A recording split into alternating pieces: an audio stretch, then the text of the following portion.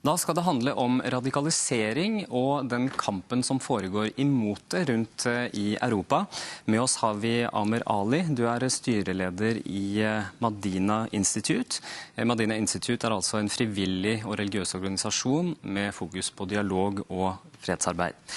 Med oss har vi også Sulayman van Al, som er imam i Belgia.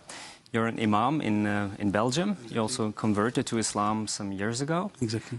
You conduct a very important work to try to prevent our youngsters to be radicalized. How do you reach out to them?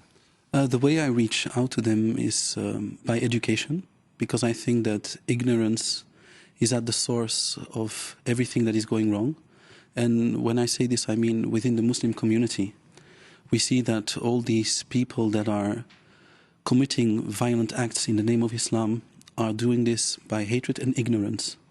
And I think that education for the Muslim youth is actually the key to the solution. So that is why we started by educating children and adults. And that is the way that we actually get to them, and that we try to change their thoughts and make them, make it able for them to live Islam within Europe, within the boundaries that we know and the culture that we know, so that we can teach them how to harmonize between their Islam and being here in Europe, and that is perfectly possible. Because we see a lot of teenagers and especially young men in their early 20s being radicalized in Europe today. Yes. And I mean, how easy is it for the extremists to radicalize young Muslims today in Europe? As I said, if somebody is ignorant about Islam and the verses and the meaning of the verses in the Quran and the prophetic sayings, then it's very easy for him to become a victim of these people, and at the end become he himself somebody who commits these deeds. So I think, a danger for society. And a danger for society, of course, yes.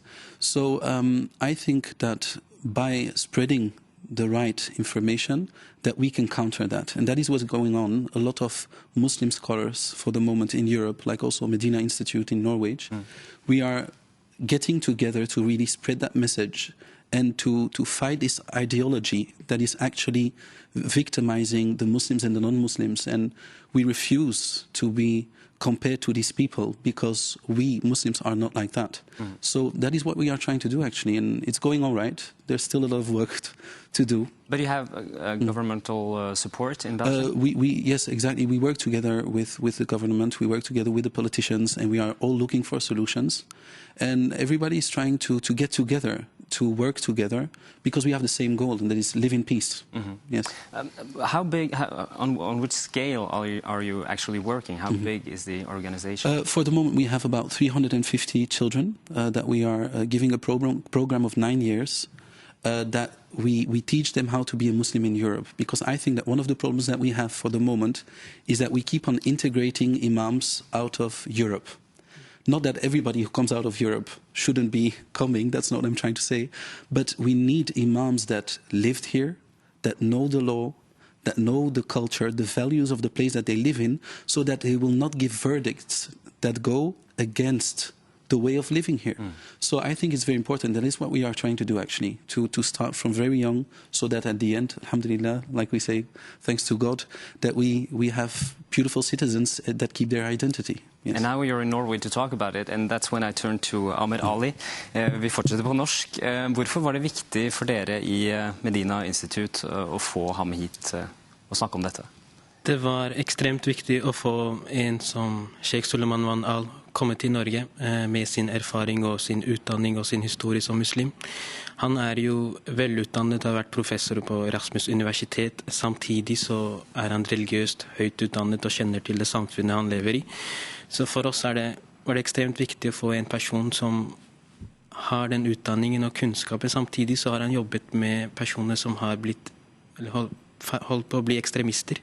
Han har blitt truet av IS og kjenner folk som har reist ned dit og forhindret folk å reise ned dit. Så arbeidet hans og kunnskapen hans er ekstremt viktig å få ut til folket og til den norske befolkningen.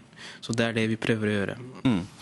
Nå gjør han et veldig viktig arbeid i Belgia. Kommer dette til å få noen smitteeffekt her i Norge og starte noe tilsvarende? Vi håper det.